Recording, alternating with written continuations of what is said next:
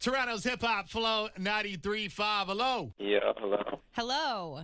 Big Sean, my Hey. guy. What is up, This is man? Peter Kash? Yeah, man.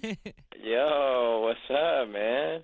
Yo, it's How been. you doing? Yeah, I'm good, man. It's been years, bro. Been years, man. But you know what? The love has not been lost, man, and I appreciate you just the same, man. So God bless to talk to you and to still be here, man. We've lost so many people, you know? You guys are real cute right now. I'm just going to let you have your moment.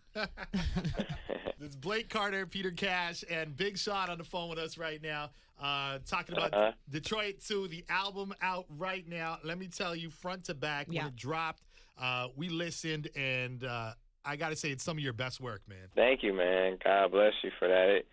It's definitely some of the work that's the most honest for me. You know, I put a lot of my heart into it. A lot of things that I may have even been embarrassed to talk about in the past, man, I just really got the confidence to be like, you know what, if my real purpose is to inspire and to really, you know, look back on my life and be like, man, I really said and did all I could do, you know, especially in a time like this, then I may have to sacrifice my privacy.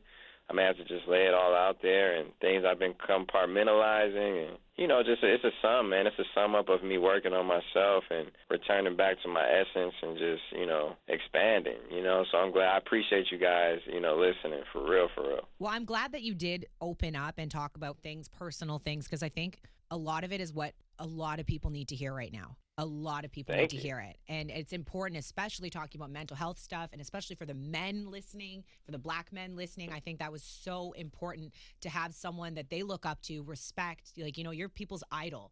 And to hear you laying that all out is just so powerful. Wow. Yeah, I never really look at myself like that, as in that light of, like, being somebody's idol and stuff, but that's amazing. And not just black men, I feel like, you know, I come from a family where, like, my grandparents were in World War II. You know, my grandma was one of the, like, first female black captains, and they were amazing, loving people, but they didn't know how to express their emotions. So in the last few years of my life, or the last couple of years, that has really been a tough thing for me to, like, really open up and, like, know how to deal with a lot of these feelings that I felt, you know, from depression, anxiety, like, feeling hopeless, you know, wanting to take my own life and all these things, and I couldn't explain why, you know, and I felt broken on the inside, but I really had to take time to get my spiritual foundation right, my mental, my mind, body, and soul, and it's still a journey. You know, It's not like I'm, like, cured and all these things or anything. It's like I'm still faced a lot of these things, but I just have built up a way of handling them a lot better, you know, and realized that, okay, we lost all these heroes. We lost all these great people. You know, my old assistant committed suicide this year, and a lot of close people died, right? So if we're still here, if we're blessed enough to win by waking up every day, then it's for a reason. You know what I mean? So I appreciate you saying that, you know, people looking up. You know, and another thing about just being a black man, or really a black woman, you know, this Breonna Taylor news has really gotten to me, and I feel like there's nobody who has to endure more than a black woman, you know, and who gets treated unfairly as that. And, you know, they have to take so much, and they get so labeled, right, when they express themselves, or, you know, they get labeled as this or being emotional and all these things, but, you know, they endure more than anyone could ever endure. So I hope that this, you know, helps them as well to be able to open up, you know, and not just black men and black women, but, you know, transcend to everyone, you know. Exactly. Now, the album Detroit 2 is out now. Were you actually recording this album during quarantine? You know, I've been working on it for the past couple of years, so most of it was done before quarantine. You know, I was going to put it out earlier in the year, and then the world started changing, and as the world started changing, I had to listen to my heart when it was talking to me in my gut, and I was like, damn, there's a couple more things that I feel like people will really need to hear and that I really need to say. So I took a little extra time to add to those things. And there are songs like, I have a song in there, Guard Your Heart, and I had that song since last year, but it was a song about protesting. And at the last minute, I added Anderson .Paak to it and Wale really captured, like, what was going on right now. And yeah, I feel like that was one of the things I was missing from that song. So, you know, there are a lot of songs that just happen in perfect timing. Even Body Language with Janae and Ty Dolla $ign. That's a song, like, I say at the end of that song, the last thing I say is, in a city of murder, mayhem, and narcotics, we got enough problems.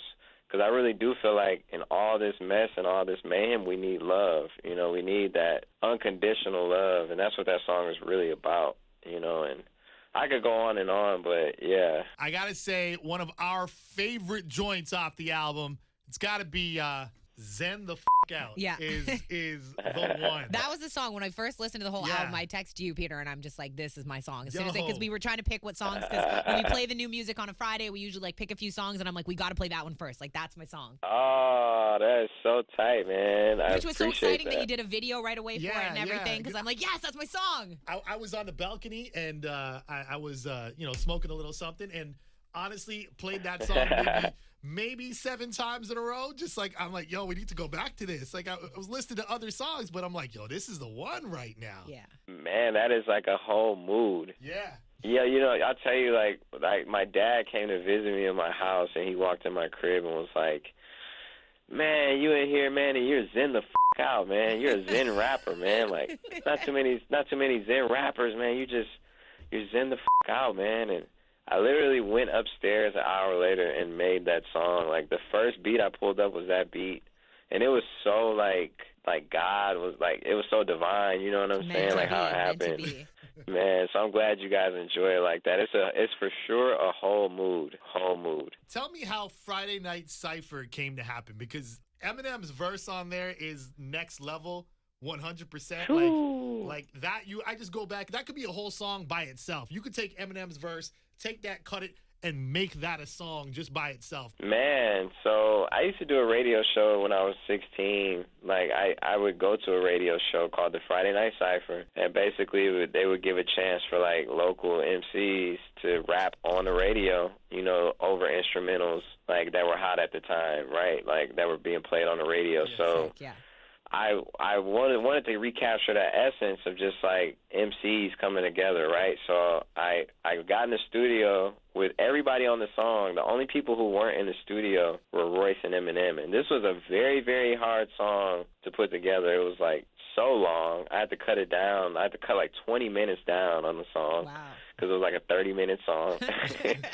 And I sent it to Royce, and Royce was like, did you send it to Marshall? And I was like, man, Eminem was on my last album, the album I did before this. So I was like, I didn't send it to him because I know how special it is to get a verse from him. I'm not about to just be asking him for verses over and over, Yeah.